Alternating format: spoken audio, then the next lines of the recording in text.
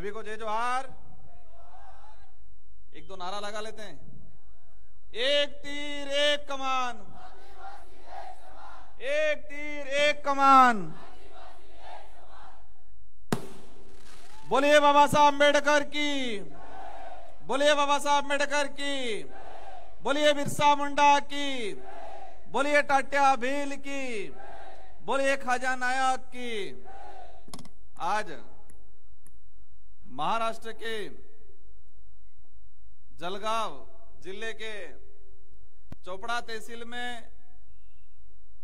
आदिवासी सत्ता संपादन परिषद इस कार्यक्रम में वंचित बहुजन अखाड़ी और बाबा साहब अम्बेडकर जी के पोते प्रकाश जी अम्बेडकर, साथ ही भारत आदिवासी पार्टी के प्रदेश अध्यक्ष और दोनों पार्टियों के पदाधिकारीगण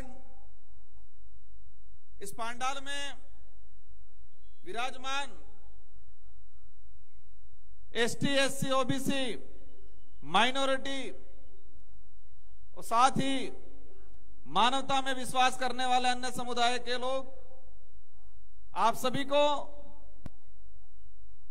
मेरी ओर से तहे दिल से धन्यवाद देना चाहूंगा कि आज आपने यहां पर हमें आमंत्रित किया और आमंत्रित करके एक जो मान सम्मान दिया, और साथ ही ये जो आयोजन कमेटी है और आयोजन कमेटी में विशेषकर यहां पर सबसे बड़ा योगदान देने वाले भाई सुनील जी, और सुनील जी के साथ ही हमारे बहुजन आघाड़ी पार्टी के जिला अध्यक्ष भानु पाटिल जी, आप सभी को तहे दिल से धन्यवाद। और मेरी ओर से शुभकामना है कि महाराष्ट्र के अंदर आप लोग ये जो मुहिम छेड़ी है, ये जो आंदोलन छिड़ा है, उस आंदोलन को एक अंजाम तक भेजना है। और लोकतंत्र का जो महाराष्ट्र के अंदर जो मंदिर है, विधानसभा है, उस विधानसभा के अंदर हमारे दोनों संयुक्त पार्टी की तरफ से आने वाले विधानसभा चुनाव में स्वतंत्र आवाज वाला व्यक्ति भेजने की कोशिश करनी है आप सबको मिलके। मेरे पूर्व वक्ताओं ने मराठी में बातें की, कुछ साथी कह रहे थे कि समझ में आ रहा था कि नहीं आ रहा था। समझ में पूरा आ रहा था मुझे तो, पर एक काका ने जो आके परिवर्तन किया, एक दादा ने जो बात बोली, वो कौन सी भाषा थी? मुझे थोड़ी मराठी से अलग लगी। कौन सी भाषा थी? कौन सी बोली थी वो? भीली भाषा थी। मुझे लगा यहाँ आज भी भीली भाषा जिंदा है। और आने वाली पीढ़ी को भी कहना चाहूंगा कि आप भले कितनी भी अच्छी इंग्लिश सीख लो, कितनी भी अच्छी आप हिंदी सीख लो, लेकिन हमारी जो मातृभाषा है उस मातृभाषा को मत भूलना। इनके भाषण से मुझे आभास हुआ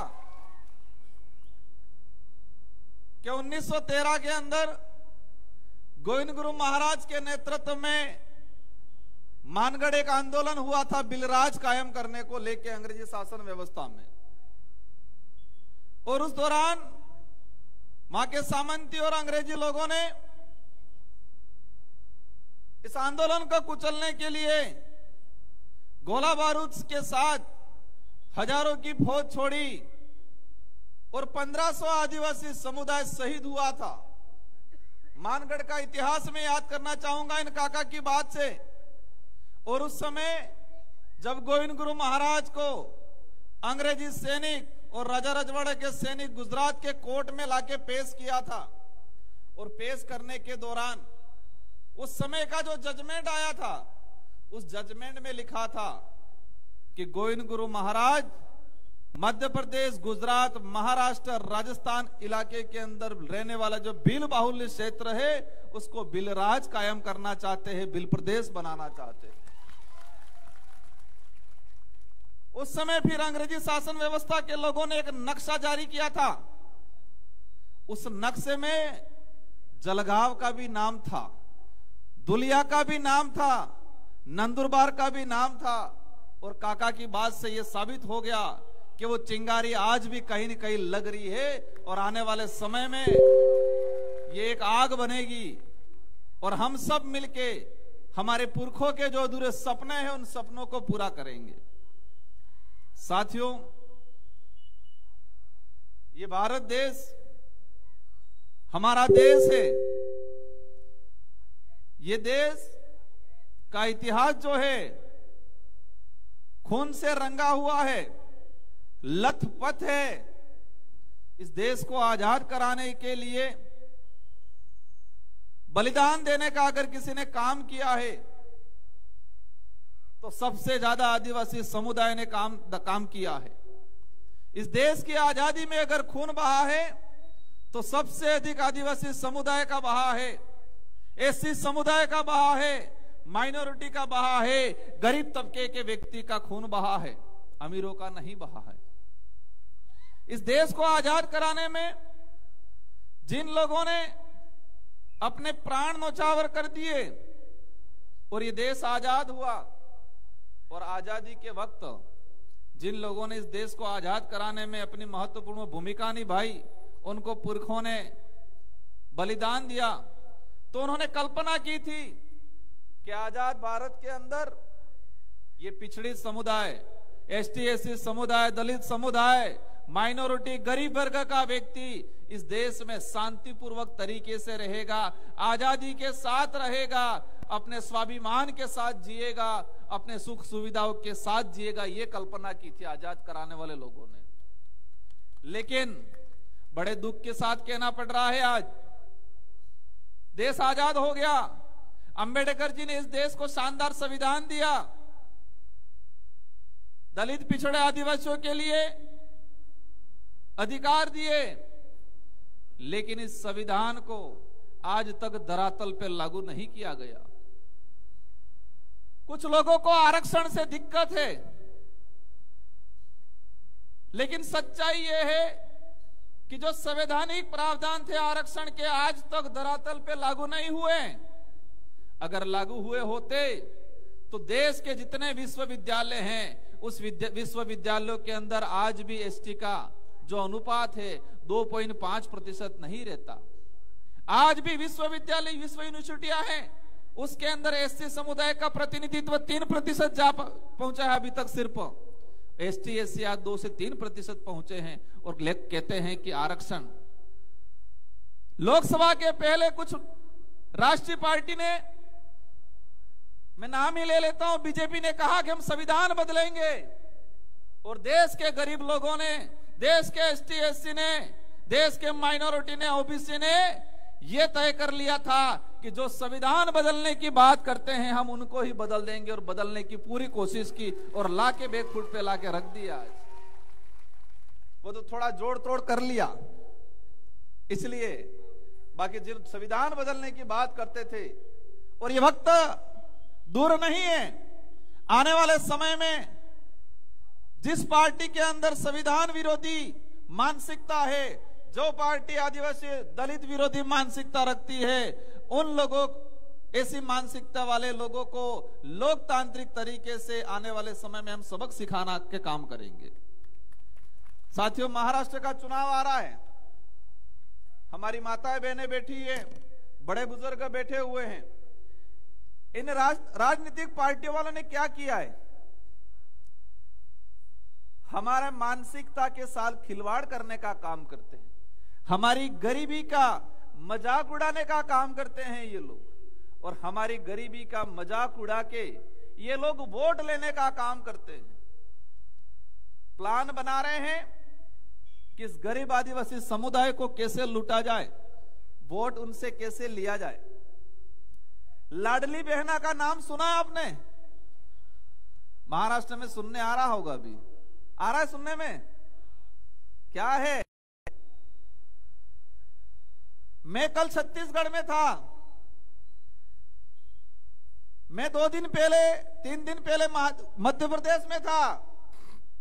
और मध्य प्रदेश के अंदर लाडली बहना मिली थी मुझे, सब कह रही थी हमको लाडली बहना के नाम से बहुत ठग लिया, और उस समय तो 1-2 महीना पैसा दिया और अब तो पैसा आ ही नहीं रहा है। तो भाजपा ने पॉलिसी बनाई है कि लाडली बहना के नाम से मध्य प्रदेश के आदिवासी दलितों को बेवकूफ बनाया, लाडली बहना के नाम से मध्य प्रदेश की हमारी बहन बेटियों के साथ खिलवाड़ करके वोट लेके सत्ता में बैठ गए। वही फॉर्मूला महाराष्ट्र में लाने की कोशिश कर रहे हैं ये लोग।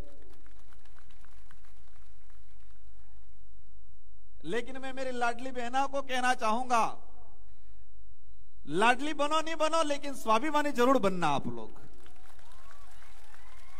मुझे चाहिए कि मेरी बहन बेटियां स्वाभिमानी बने।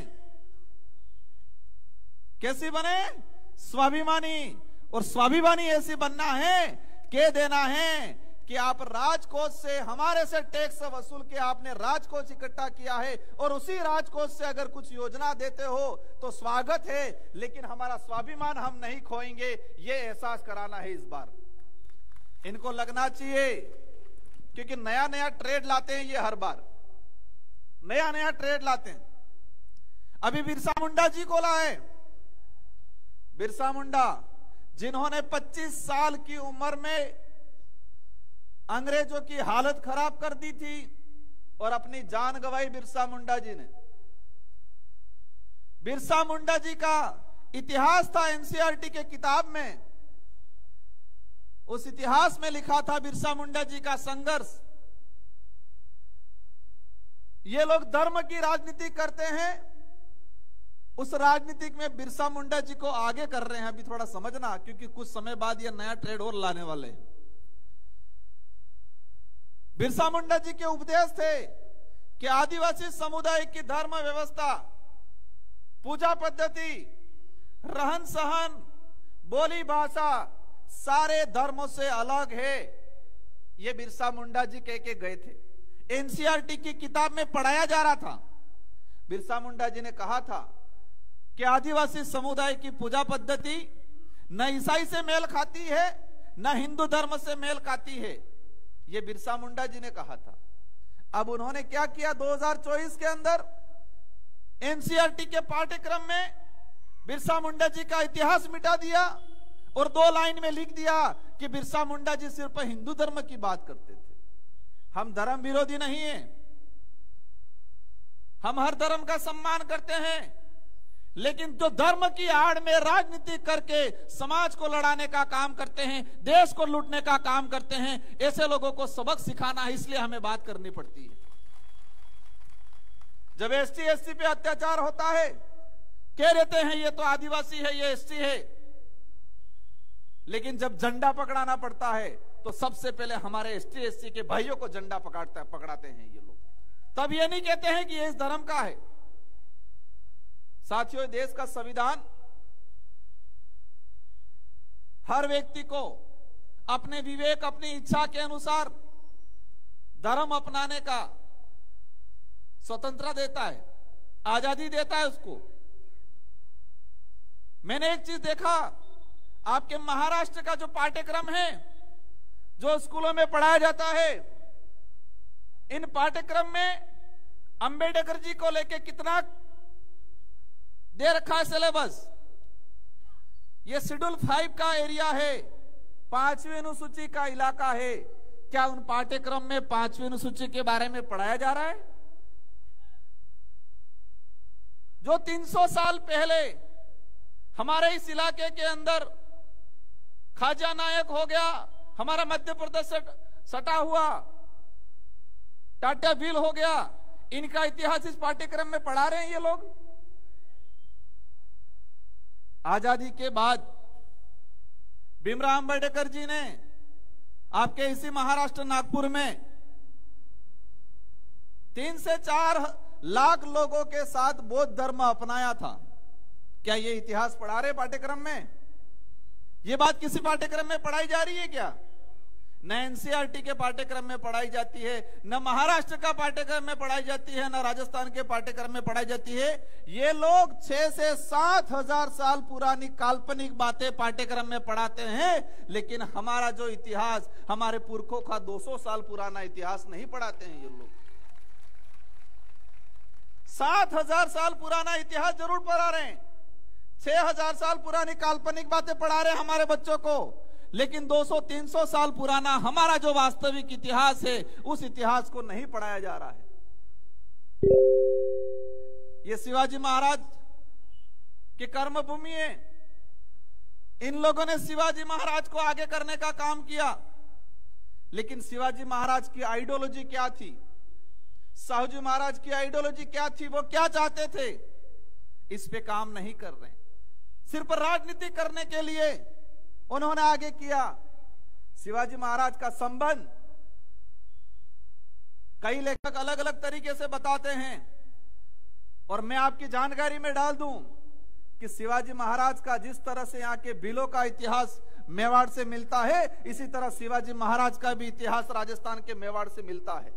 ये सच्चाई है, लेकिन इस सच्चाई को नहीं पढ़ाएंगे। और इसीलिए शिवाजी महाराज जब राजा बने, उन्होंने कई युद्ध लड़े, सारे युद्ध लड़के वो राजा बन गए थे, लेकिन उनका राज तिलक नहीं किया गया। 16 साल तक राज तिलक नहीं किया गया। क्यों नहीं किया गया राज तिलक? बनारस से पंडित जी को बुला के फिर राज तिलक करना पड़ा।